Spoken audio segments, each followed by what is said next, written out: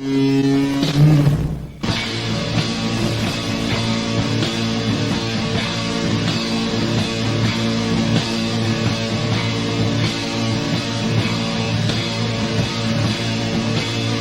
Agent Morris with the NSA. We have identified some very, very interesting anomalous type of aircraft.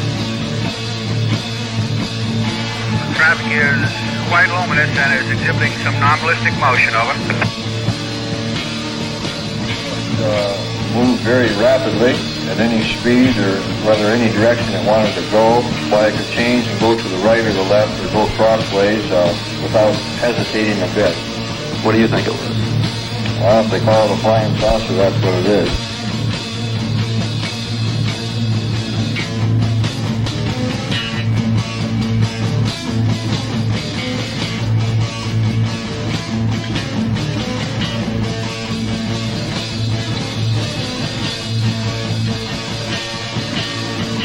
EWA 517, do you want to report a UFO? Over. Negative. We don't want to report. Look, it wasn't my worst Wednesday night. Welcome, everybody. Good evening. Welcome back to another live edition of Anomaly Now, live from Austin, Texas. I'm Smiles Lewis, and I'm Mark Jackson. Hello, everybody. Hey, Smiles. Hey, Mark. Good to see you. Good to see you, Jim. All right. Well, we've got some interesting articles, a little light on UFO UAP, but that's all right by me, but we may get to that. There's always something. There's always some new piece of footage, or, I mean, there's people whose business this is. And, yeah, it's an industry now, so. Yeah. Well, welcome, everybody. This is Anomaly Now, the live weekly news, Anomaly News Roundup for the 501c3 nonprofit Anomaly Archives here in Austin, Texas. The Anomaly Archives was founded in 2003, and we do this weekly news roundup as a way of keeping folks up to speed on all the things going on. You can always go over to our website where we have a variety of links and the newsletter you can sign up for there. We've got a weekly newsletter. It comes out whenever the heck I can get it together.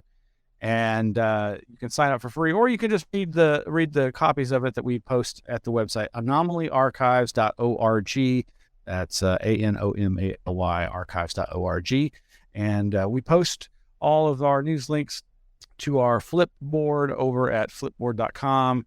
It's got a long URL, I won't bother, but you can click the link that is there over on anomalyarchives.org. And man, I mean, any given day, I'm posting a slew of articles of interest. There's been some stuff just in the last couple of days that I haven't had the chance to flip over or really digest, but oh yeah, there's that Baghdad Phantom UAP. Anyway, we'll get to some of that, but first on the list of stuff tonight is this article from the Jerusalem Post, jpost.com. New study discovers 8 new prehistoric human groups. Whoa! It unveils important changes in the genetic makeup of some regions following major climate changes, allegedly. This is pretty interesting. It details 357 ancient European DNA samples, including 116 new samples. I'm not sure what that means compared to the old, but did that just change on me right in front of my eyes? At least 8 new groups of previously unknown prehistoric humans were discovered in a new peer-reviewed study published in Nature. And of course, we'll be posting the links to these articles and others in the show notes for tonight's episode. But yeah, this details a range of time from between 5,000 and 35,000 years ago. And through analyzing the data, quote, the researchers were able to identify 8 new tribal populations who migrated into Europe. Some of the groups were developed enough to have survived the Ice Age. They mentioned that there is evidence through the DNA of interbreeding. There probably wasn't inbreeding too either. But it brings up some new ideas, some new information, and some new theories about the spread of humanity. Obviously, there's much more radical speculation out there from the likes of Graham Hancock and many other alternative archaeology, people who I actually respect and think have some very interesting ideas. But as they all say, and I've been saying for so long, every new discovery, every week, there's something that just pushes human civilization back and back. And in this case, it just filled in. Yes, and Miles, not even just pushing back the data of it, but the morphology and the types of humans. Florentius recently and the other ones were finding that there was a tree of humans, that Homo sapiens are just one little branch of a giant tree of bipedal humans. And this story backs up maybe a small, maybe a little bit larger piece of a branch, and maybe we're more like a twig. But I mean, there is this very large unknown and undiscovered, bipedal morphology, let's call it, and people can take a wild leap at where that could go, as to what other, cryptid hominids still are seen and documented on the planet today. Relic hominids was what they're actually scientifically referred to. But this is just a little nibble at the larger understanding that we really don't know what sort of morphologies that the humanoid physiology had taken at one point. That's outside, of course, of their intelligence, but just simply their shapes. And this is a group. I'm not saying these people had different groups, but these are subgroups within subgroups within subgroups. I mean, you look at the great apes all the way to us, and that just gives you a sense of the difference in morphology. And then you have subgroups like this. So I find it very interesting. And take your own leaps there with your favorite cryptid, as to what still might be roaming around. Right. We were just talking about the Florentius ones last week, and but I really find this interesting. The findings give rise to new theories. While it has been generally accepted that all humans originated from Africa and migrated to different continents, information produced in this study proposes the possibility that this is not the case. This Cosimo Post, a paleontologist at the University of Tübingen in Germany, and author of both studies, says it's actually quite interesting that the very first modern humans also had a very hard time to actually survive. I think that's not that unusual. Actually, I think survival is pretty hard in without civilization. And, think about the ice ages. If you didn't conquer fire, you had to go deep inside a cave where you were living off of geothermal heat, or you were basically covered in hair, which there's a lot of evidence that some of these subgroups had lived like the animals do today. We were talking earlier, and I won't spend too much time on this, but in 1962, there was a group started in Rome by some of the most leading scientists in the world. It was known as the International Committee for the Study of Relic Hominids. This is made up of 30 international scientists that I think I can pull up a quote here quick that says, this is a subject of the greatest importance of the understanding of the origin of man and the initial stages of human society. And this is where the term relic hominid first came from. And they decided that there were all these missing branches and morphologies of the hominid that could explain how the heck we got here and how we survived. And are we the only ones that survived? Genetically, the study that you're citing right now in the news is suggesting that we've, of course, survived genetically. And we know with DNA that the Neanderthal gene has survived in many humans today as well. So it's an interesting soup, let's put it that way, and a lot of missing information. I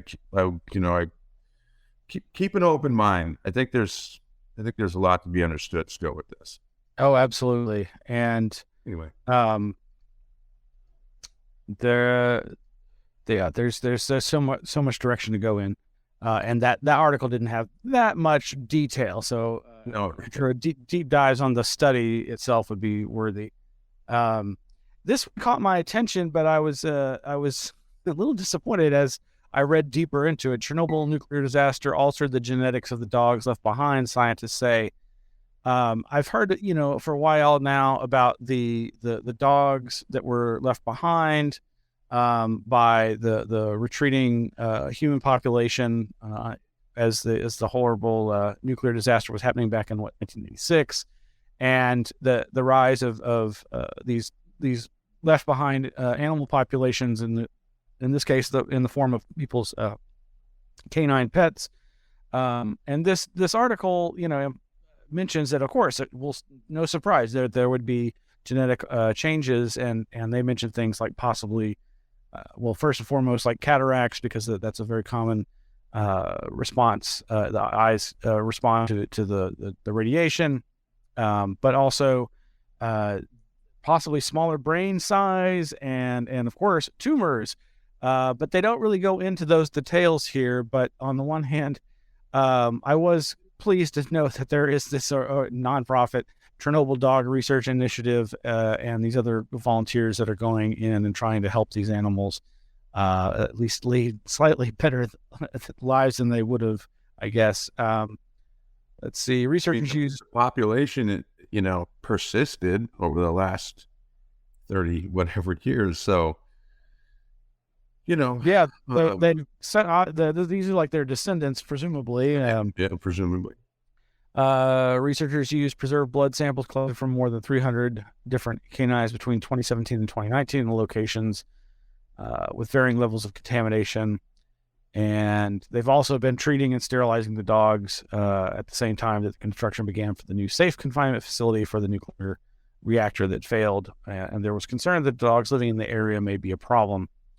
But yeah, there's not much more. I thought that there would be a little bit more detail about the nature of the genetic changes. But if anything, it just seems like kind of a fluff piece that's like, nuclear energy, even dogs survive it, so it can't be that bad, right? Not sure, There's another side to that too, and that's the ability for life to live through some very catastrophic things, life to persist, albeit with some, like you're saying, some very drastic changes genetically or whatnot. But over time, though a lot of scientific theories pose that those sort of radical genetical changes actually turn into a strength to some sense, through selection and just sheer statistics of the sort of changes that can take place due to something like radiation and genetic manipulation. Let's say they get larger eyes and they can see in the dark better. That change, physiological change due to, let's say in this case, radiation, actually becomes an advantage. And I'm not saying that's the case with these dogs, but those theories are out there that right. these radical genetic changes sometimes turn into strengths and actually define or, cause a species to survive. And proceeding along the same line of thought is this other article. This one's from bigthink.com. Strange life forms create an alien, quote unquote, ecosystem in an abandoned uranium mine. And this, again, just is a very brief article talking about the different strange oozing slime molds and weird melting looking stalactites and wall surfaces in this abandoned mine. Some of the pictures look pretty much like something straight out of the movie Aliens, that was excreted by the exomorphs, the xenomorphs.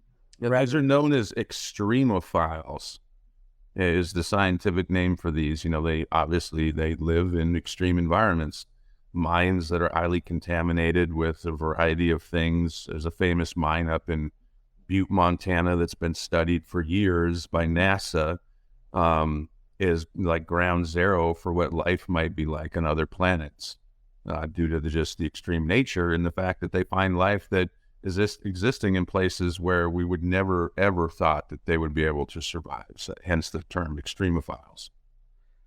And similar to the other article, it's, what's the bottom line? Life finds a way. This is something that I've always harped on in terms of just the nature of our existence in the universe. The fact that, the purposiveness that exists in the universe, that there's this the force to live can overcome such massive, the seemingly anti-life type forces. These are the mutations that we're talking about that is very similar to the dogs of Chernobyl, right? There's a lot of similarities between these stories. Yeah.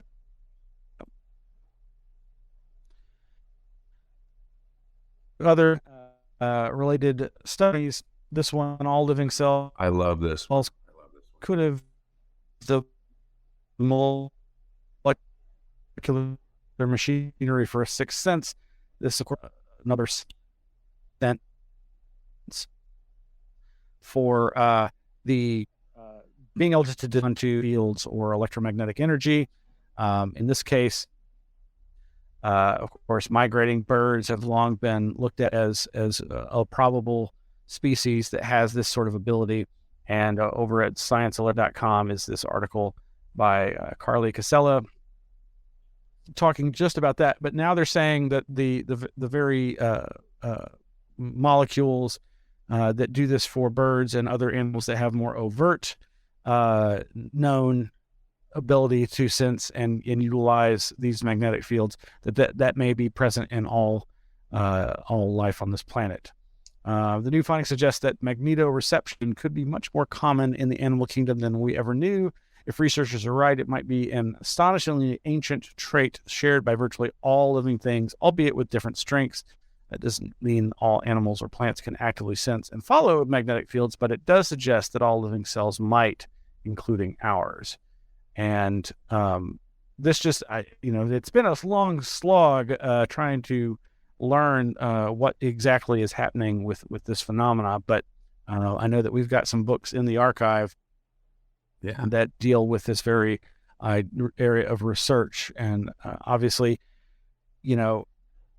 it seems highly probable that could help be part of the explanation for these amazing tales of cats or dogs that find their way cross country to the new homes of their owners and or their old home of where they were moved from, that sort of thing. Maybe that's a completely different situation. Well, let's have a little fun with this for a second, and I won't stew on it, but we have books in the archives about remote sensing, and remote viewing. Remote viewing is supposedly uses the same sort of sixth sense with his electromagnetic fields that interact at very long distances. Also, there's the notion of, have you guys ever been in your car and then you looked over it to your left or right for no reason whatsoever and somebody's staring at you and then they look away? The sense of being stared at. Yeah, there are lots of cases that demonstrate this variability in humans. Anyway, I think that's that. Yeah, look into that as you will. Yeah, absolutely. Okay, we could make it to a little bit of UFO stuff. Let's do it. So yeah, the dailyrecord.co.uk, I don't think they're a particularly reputable news outlet, but even the trashiest of news outlets is bound to have some kind of interesting headlines every once in a while. Wait a minute, this isn't valid? It might be. No, I'm just kidding. It's not the Weekly World News, but we all know that that's real too. Come on, click that. All right, so yeah, over at dailyrecord.co.uk, UFO investigator claims to have solved, quote unquote, UK's biggest X-Files mystery in Scotland. And we were having an interesting discussion about this before the show. This very famous case, calvine UFO photograph. In this case, there being this how would you say, is that trapezoid or what? Angular, prismatic looking object there being shadowed by an aircraft that's unbelieved was a Harrier jet with this either a cloud bank or some other uniform colored background, maybe a little bit of a tree hanging down from above, and in the foreground a fence line. Now, somebody I actually really like and enjoy on YouTube is this guy, Professor Simon Holland. He's a former broadcast producer, and he has a really great YouTube channel that deals with all kinds of things, but has predominantly been dealing with a lot of UFO material of late. And in fact, he's done some great interviews with the Rendlesham Bentwaters UFO witness John Burroughs, and he's done some great exposés on the early electromagnetic military research and radar and the intersection with all these with the UFO phenomena and plasma and this new technology to create holograms in the sky with plasma as part of defense techniques for advanced military aircraft, etc. And he's just a slew of great videos, but he's come to the conclusion, and nobody's proved him right, but that what that object is some kind of test platform for an advanced stealth aircraft at the time. I think the photograph was taken in 1990. Yeah. And basically, he says, quote, "I discovered that the only other British Harriers were privately owned by BAE Systems, the defense contractor. They used their Harriers as multi-role defense test platforms, testing BAE advanced technology. Quote, I dug deeper and found that Marconi Advanced Materials, based inside BAE HQ at Wharton, Lancashire, were probably working on an advanced stealth skin material material for the U.S. Air Force." And so the idea being that this was somehow a test drone or a test aircraft designed to test whether this new metamaterial was able to create a stealthy aircraft, and then with BAE's alleged Harriers pacing it, probably trying to see if they could detect it beyond visual, but also probably just helping clear the airspace. I don't know. It seems like doesn't have the typical lift profiles, though. I mean, so if they're testing a skin material, we're looking at the ability to stay aloft through lift technology, and I don't see that unless it's flying right at us and we're missing something. Like, yeah, no, that's a good point. Yeah. So testing the ability of flight and testing, a stealth skin, as it were. I don't know. That makes me look at this a little harder. Yeah, but so I was intrigued by what you were bringing up as a you were saying that you've read years ago a debunking of this photograph as being a misperception of. I thought we were saying that this what the object was in fact an island in a still water vista photograph from above. And I have absolutely seen some UFO photographs and video footage that at once seemed very convincing that what I was seeing was some kind of aerial object, when in fact, once it was investigated, it was proved pretty conclusively that it was, like as you describe, it was a sea type situation where with a boat on the water and its reflection causing a dual mirrored shape that was not something that the person, us as witnesses, third hand, would have guessed was anything other than an aircraft, when in fact it was a boat. So I don't know about that, but I'm really intrigued and would love to see some more. It's an alternate theory that this photo was taken on a cliff above the lock, which is very near the location where this photograph was, purported to be taken. It's actually looking downward. And it just happened to be an overly calm day in the lock. And that's an island, and what you're seeing is just the reflection of the island. And there happened to be an airplane flying over the top of the lock at this time. The combination of the luck of the two or whatnot then, was circulated around initially as kind of a joke, and then grew in its popularity. And it was just lined up perfectly. So, there's an alternative theory. This is just an island with a reflection looking down with a plane flying over it. I'm really intrigued by that idea because I love misperception cases. Yeah. And your brain wants to see what it wants to see. So this is the person that allegedly actually took the photograph, Kevin Russell. He was a hotel employee at the time. Anyway, we'll post a link to this one and you can draw your own conclusion.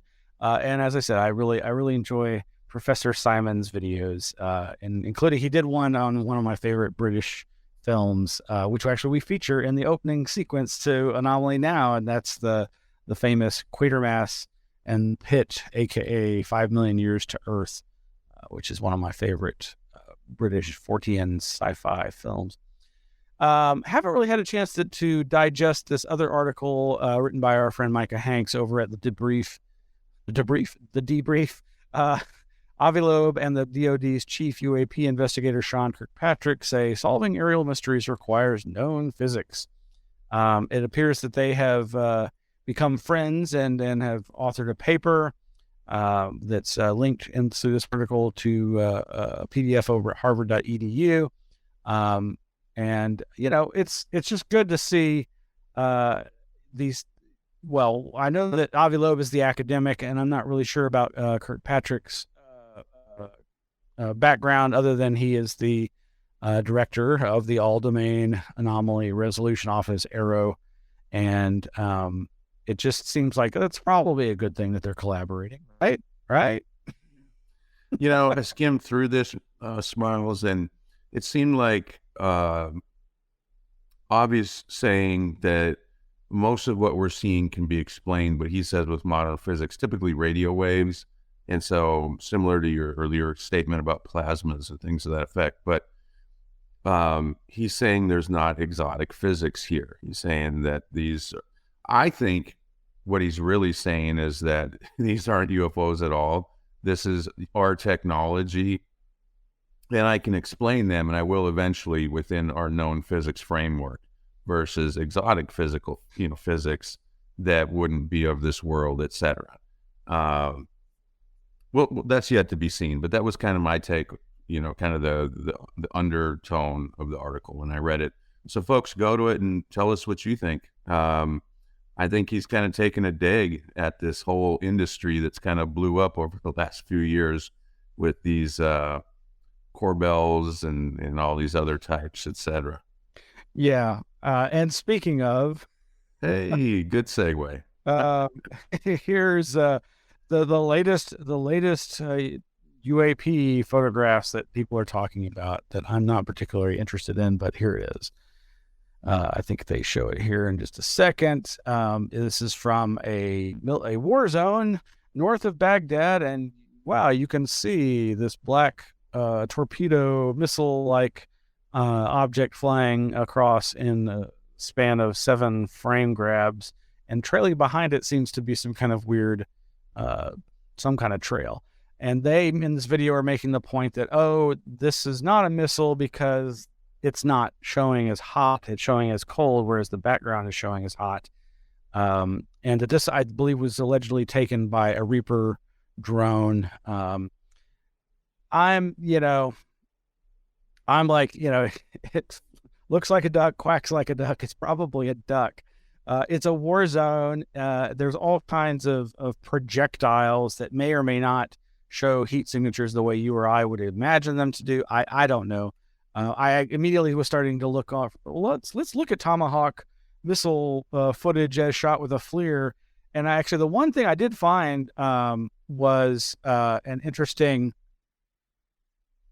A military jet follows a Tomahawk cruise missile, and when it takes off, there's that massive plume of fire and smoke as it's launching. But then once it's like cruising along just above the water surface, as the military jet is tracking it, this wasn't with FLIR, but to the naked eye, you could just see it looked like a little dark black squiggle above the water, kind of just like what we just saw there. And it ends up hitting a cargo ship, and there's all kinds of footage of that from different angles, and it's like, wow, okay, military porn. But yeah. Anyway, I just not that interested in it. I don't think there's that much to it. But the industry will just squeeze every little bit out of it that they can. So stay tuned, everybody. Edge of your seat kind of stuff with that one. Yeah. And before we go tonight... Who was it? Who could it possibly be? Was it... Oh, I don't know. Say him. So favorite all times. Oh, yeah, man. That's one of the great SNL characters. It's the church lady, of course, which I was, of course, thinking of because of this little gif here from in this article. Satanic panic is alive and well in Southern Maryland. How a talk about historical witchcraft ignited centuries-old prejudices and bigotry. This is a pretty long read, but it's by an author and acquaintance of mine that I'm very much in great respect of, and that's Michael M. Hughes. He was one of the wonderful folks to donate his time and lecture talking about one of his favorite areas of experiential. What is the tarot? A divination system. So he gave a lecture that you can see the archive of at our YouTube channel, where he talked about the tarot, because he's an expert on it. And but this, he gives lectures about witchcraft and historical looks at that sort of thing, and he basically just talks about how there's a new satanic panic going on in various parts of the country. And I think this is something that we've been seeing the rise of over the last 3 or 4 or 5 years. It does seem to come in waves. There was, of course, in the 1980s where hundreds of people were convicted of all kinds of quote unquote satanic ritual abuse of children. And this testimony was often garnered through hypnotic regression or just from really bad interviewing processes, all of which, of course, is not to say that there aren't child abuse networks or pedophile networks or that sort of thing. But I think we've seen what the dangers of rampant speculation and just fear-mongering around these subjects can bring. But he's just giving his personal account of how in the lead up to his going to give a lecture about Maul Day in this particular Maryland town, seemed to be presaged by local churches and concerned citizens, of course, doing what they do of making all kinds of allegations against people that they really don't know and aren't usually doing the kinds of things that they're alleging. But I encourage folks to go check that out. And of course, he goes into some great detail about, as he says, modern witches, the vast majority of whom do not worship or even believe in Satan, are not spending their precious time every week cursing effigies of priests and bishops. This is a perverse confabulation conjured by someone stuck in the era of Michelle Remembers, that famous work. But conversely, then, pointing out the more than 600 cases of victims of children through the church itself, to show the hypocrisy. And we don't need to go into that because that speaks for itself. So, I mean, it's at some point it becomes ridiculous. But I love that he's, pointing out that there's tons of occult imagery and history to the very practices of the people involved in these religions that are so fearful of this quote unquote satanic material and influence. But not trying to convince anybody here other than, as he says, it's the whole point of Maul Day is to do unto others and be good to each other, and not get caught up in this kind of fear mongering. So good advice. Yeah. Well, I just think that'll probably be it for this evening, and want to thank you, Mark, and everybody else for joining us. Yeah, thanks everybody.